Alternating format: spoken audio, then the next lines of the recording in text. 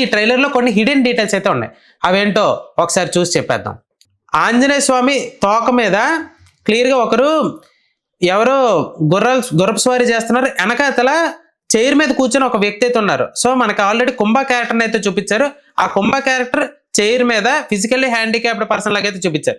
So ఆయన ఎవరో తీసుకెళ్తున్నట్టు, travelling చేస్తున్నట్టు ఆ తోక మీద చూపించే సీక్వెన్స్ అయితే కనిపిస్తుంది. క్లియర్గా చూడండి. అండ్ దీని తర్వాత రాముడు చూపించారు. రాముడు ఎదురుగా ఎవరున్నారు? కుంభకర్ణుడు అయ్యే ఛాన్స్ అయితే ఎక్కువగా ఉంది. ఎందుకంటే ఇతిహాసాల్లో మనకి కుంభకర్ణుడికి కాళ్ళు చేతులు బాణాలతోటి వధించింది రాముడు అనే ఒక సీక్వెన్స్ అయితే ఉంది.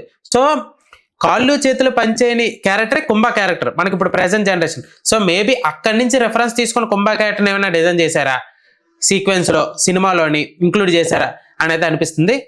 అండ్ రాముడి బాణం సీక్వెన్స్ తోటి ఆయన ఇది పట్టుకున్నట్టు మహేష్ బాబు గారిని క్లియర్గా విజువల్గా చూపించారు. అండ్ ఇక్కడ నెక్స్ట్ వారణాసి టైటిల్ అయితే రిలీజ్ చేశారు. ఈ టైటిల్లో 2 ఏళ్ళకి పైన జెండాలు ఉండి ఒక సెంటర్లో ఒక ఏకి ఆస్ట్రాయిడ్ పడుతున్నట్టు చూపించారు. ఈ ఆస్ట్రాయిడ్ మనం క్లియర్గా గమనిస్తే ఒక కర్వ్ షేప్లో ఉంది.